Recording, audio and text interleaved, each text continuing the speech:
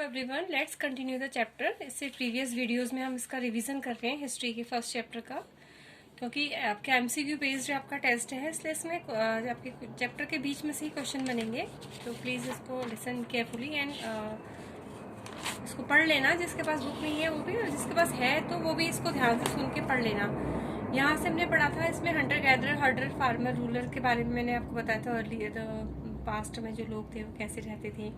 हम skilled gatherer थे, the people who gather their food, they are called skilled gatherer. और ये skilled gatherer इनको इसलिए भी कहा जाता था क्योंकि जिस भी पर्टिकुलर एरिया में they live, they have the knowledge of their surrounding and from there they collect root, fruits and other forest produce for their food. Then इसमें था Kirthar and these are the important points actually. क्या सुलेमान और Kirthar hills थी, these are the hills where the man and women first begin to crops. और question आ सकता है आपका कि name the crops which was first grown. ठीक है, तो wheat is the crops which was first grown. और व्हेन इट वॉज ग्रोन, ये भी इस तरीके के क्वेश्चन आ सकते हैं। It was grown about 8100 year ago. ये एमसीक्यूज में आ सकते हैं आपके। फिर आपको ये भी क्वेश्चन पूछा जा सकता है कि north east Vindhyas and the central India, these are the some area where the first agriculture developed है। तो answer is the agriculture for develop in option में आएगा। ऑफिस सी बात है, विंध्याज एंड सेंट्रल इंडिया। तो name the crops which was first grown in north of India's. तो उसमें आपको 3-4 ऑप्शन दे देंगे, but you have to write the right option. The rice is the right answer. Clear. और इसके बाद नेक्स्ट है आपका जैसे कि जैसे ट्रिब्यूटरीज के बारे में मैंने आपको इसको पढ़ा दिया था। और इसी तरीके से क्वेश्चन आपके बनेंगे इस चैप्टर में से, ऐसे ही क्वेश्चन बनेंगे आपके। और ये तो आपका लॉन्ग क्वेश्चन है कि the people travel from one part to another part, by the people are travel from one part to another part. तो this one is the long question. And इसमें भी ये है कि नेम ऑफ द लैंड। तो इसमें है, हो सकता है may be I have give you the one name कि the names of the land में आपको दे सकते हैं कि भारत कैसे पड़ा था उसका नाम। तो इसमें आप इसके कि जो ये है ना हिंदोस और इंदोस का था इसमें। तो इस तरीके से क्वेश्चन आ सकते हैं आपकी। तो Bharat was use the group of people who lived in the north west. तो इसमें आ सकता है कि आपको क्वेश्चन दे दिया है सपोज कि name the group of people who lived in the north, या what was the name given to the people who lived in the north. तो ऑप्शन दे दिए, may be one option is Bharata. तो आपको इस तरीके से इनको तैयार करना है। वैसे ही मैन्यूस्क्रिप्ट का भी है कि मैन्यूस्क्रिप्ट क्या है, they are written by hand. तो आपको हम ये भी दे सकते हैं कि वो सोर्स कौन से हैं जिनको बाय हैंड लिखा जाता था। तो you have to write the manuscript and वो write what are the sources, name the sources which are written on hard surface. तो आपको वो इंस्क्रिप्शन मैन्यूस्क्रिप्ट ऐसे ऑप्शन देंगे, तो वो आप उनको उस तरीके से उनको अटेम्प्ट करोगे। तो इस तरीके से इसको करना है। दैट्स व्हाई हम इसको रिवाइज कर रही हूँ बार बार इसे। क्लियर। तो यहाँ तक हमने यहाँ से स्टार्ट करना है इसको। आर्कियोलॉजिस्ट जो थे also to look for bones of animal. अभी इससे पहले हमने पढ़ा था सोर्स के बारे में पढ़ा था ना। यहाँ पे हमने पढ़ा था, यहाँ पे एक चीज है मिस्ड, ये था कि the archaeologist find the tools, weapon, pots, pans, ornament. उनको ये सारी चीजें मिली थी and these are also called the artefact. मैंने शायद यहाँ पे है नहीं वर्ड, मैंने आपको इसमें लिखा रखा है बुक में। तो इनको आर्टिफैक्ट कहा जाता था इनको। ये इनको उन्होंने उसको डिग आउट की थी इनको। ठीक है। और इसमें जो मेटल ऑब्जेक्ट थे they are survive for the long time. Now जो आर्कियोलॉजिस्ट थे इन्होंने looks for the bones of animals, इन्होंने एनिमल्स की बोन्स को भी इन्होंने निकाला था, खोजा था, मतलब मीन्स बर्ड्स की और फिश की, to find out what the people ate in the past. और जिससे उनको क्या समझ में आया कि पास्ट में लोग किन चीजों को खाते थे। Plant remain survive for far more rarely. और यहाँ पे है कि जो प्लांट के रिमेन्स होते हैं वो ज़्यादा लंबे समय तक सर्वाइव नहीं कर पाए। ऑब्वियस सी बात है कि जो प्लांट के रिमेन्स होता है, लकड़ी जो होती है, वो ज़्यादा लंबे समय तक सर्वाइव नहीं कर पाती है। इफ शीट्स ऑफ ग्रेन्स और pieces of wood have been burned, अगर वो किसी भी कारण से जल गए थे, चाहे वो ग्रेन के शीट्स थे या वुड था वो जल गया था, तो they survive in the charred form. तो वो कैसे मिले थे? राख के फॉर्म में वो सर्वाइव कर गए थे। और जिनको स्टडी करके आर्कियोलॉजिस्ट ने इस बात का पता लगाया कि उस समय में लोग जो भी इन प्लांट्स को, क्रेन्स को यूज करते थे या उनको कल्टीवेट करने लगे थे। फिर है historian that the scholars who study the past. Again ये मैंने आपको कीवर्ड्स में भी लिखा रखा है कि हिस्टोरियन कौन है। ये वो स्कॉलर्स है जो पास्ट की स्टडी करते हैं। Often use the word source to refer the information found from manuscript, inscription and archaeology. अगर ये जो हिस्टोरियन होते हैं ये अपने स्टडी करने के लिए इंफॉर्मेशन का सोर्स क्या होता है, इनका एक वो इंफॉर्मेशन का इनका सोर्स होता है, मैन्यूस्क्रिप्ट्स होते हैं, इंस्क्रिप्शन होते हैं और आर्कियोलॉजी इनका सोर्स होते हैं जहाँ से ये पास्ट की स्टडी करते हैं। Once source are found, learning about the past became an adventure. वो कह रहे एक बार अगर सोर्स इनको मिल जाते हैं तो पास्ट के बारे में समझना, जानना, पढ़ना इनके लिए एक एडवेंचर किसे कम नहीं होता। As we reconstruct it bit by bit.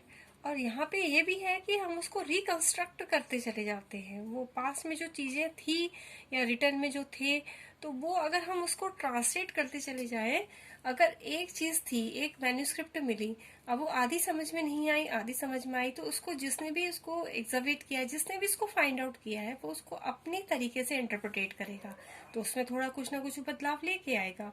अगर वही चीज फिर आगे आगे आगे की ओर चली गई, फिर दूसरे ने उसको पढ़ा, उसमें से कोई चीज मिसिंग लगी, समझ नहीं आया, तो वो अपने तरीके से इंटरप्रिटेट करेगा।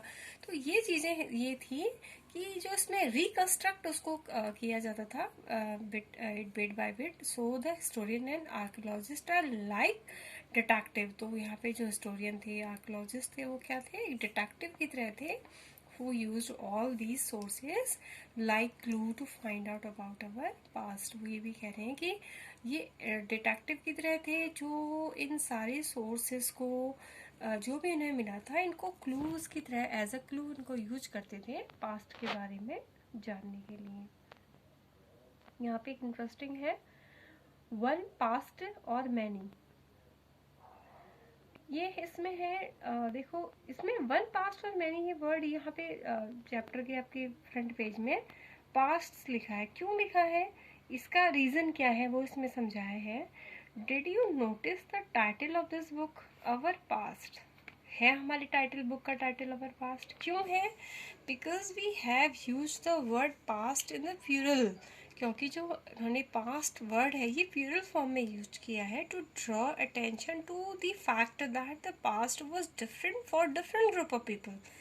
क्योंकि जो पास्ट जो था वो अलग अलग ग्रुप के लोगों के लिए बिल्कुल अलग अलग था।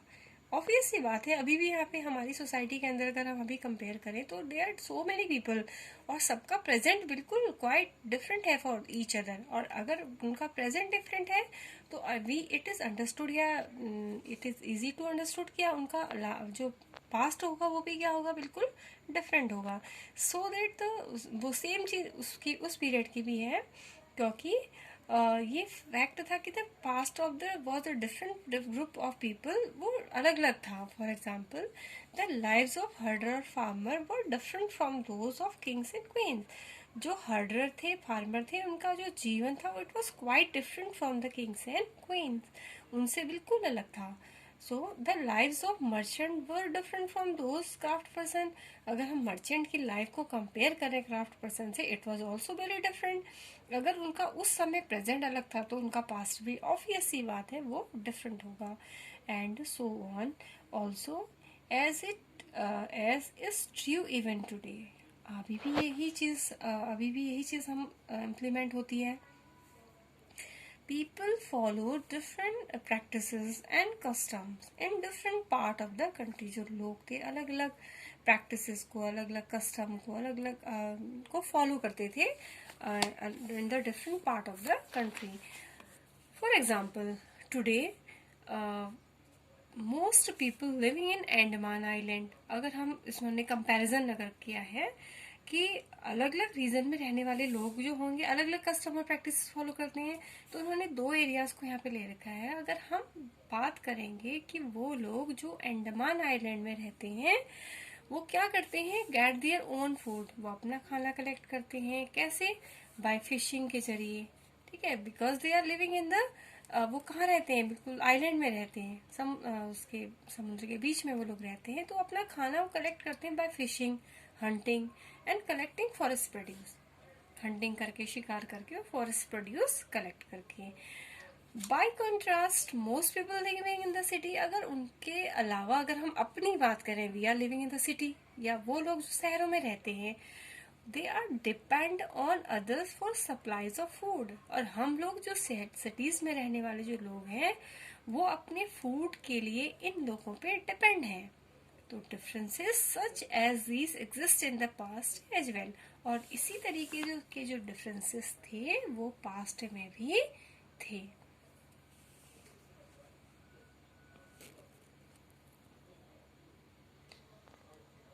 Beside, there is another kind of differences, और इसके अलावा और भी एक डिफरेंस है। वो क्या है? We know a great deal about the kings and the battles they fought.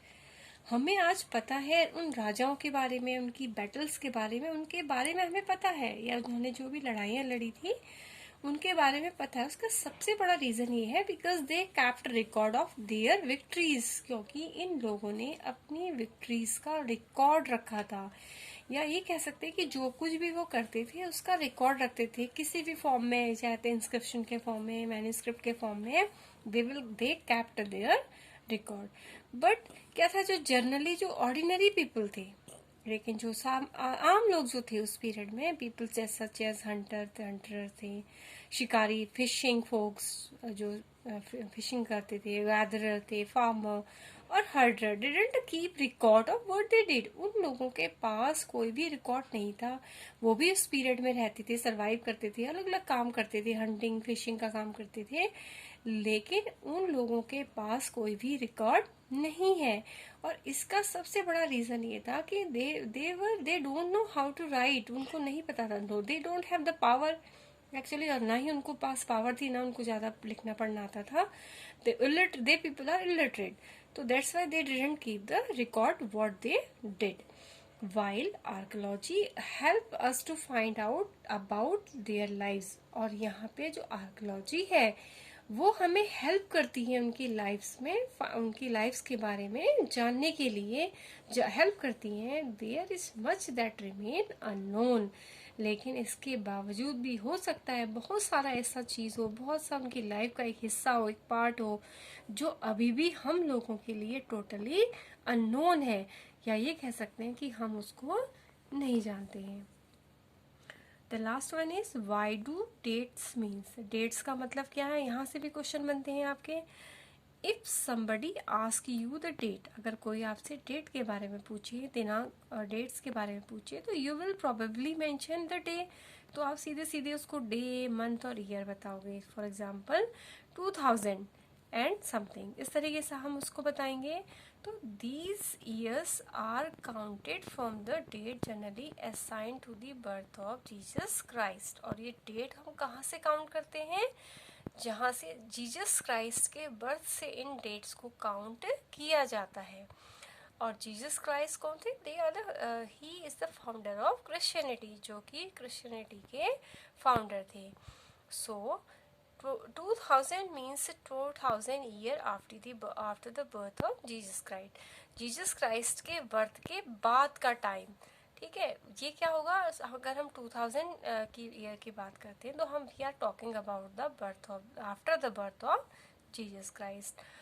All dates before the birth of Christ are counted backward, वो कह रहे हैं कि जितनी भी डेट्स हैं which are before the birth of Christ, जो कि जीसस क्राइस्ट के बर्थ से पहले की हैं, उनको कैसे बैकवर्ड काउंट किया जाता है। And usually have the letter BC, और उनके लिए हम क्या वर्ड यूज करते हैं, BC वर्ड का यूज करते हैं। BC means before Christ. added on. In this book, we will refer to the dates going back from the present using 2000 at our starting point. हम इस चैप्टर में क्या कर रहे हैं, अब स्टार्टिंग पॉइंट हमारा 2000 है और उससे हम कहाँ की जा रहे हैं, going back from the present से। मीन्स क्या है, अगर 2000 we will take the 2000 starting point. अगर हम बीसी की बात करते हैं तो क्या आ जाएगा आपका, before the birth of Jesus Christ. तो वो कहाँ जाएगा, इससे बैकवर्ड चला जाएगा, आगे पीछे की ओर कुछ बैकवर्ड, मतलब ऐसे जाएगा, माइनस में होता चला जाएगा। अगर हम एडी की बात करेंगे तो वो कैसे जाएगा, हमारा प्लस में डेट चली जाएंगी। ये आपका रिवीजन था इस चैप्टर का, और इसको अच्छे से पढ़ लेना। और इसके नेक्स्ट जो अब वीडियो मैं अपलोड करूँगी उसमें इसके कुछ ऐसे नोट्स को हम डिस्कस करेंगे, तो ये पॉइंट चैप्टर आपको और अच्छे से क्लियर हो जाएगा। That's all for today, thank you.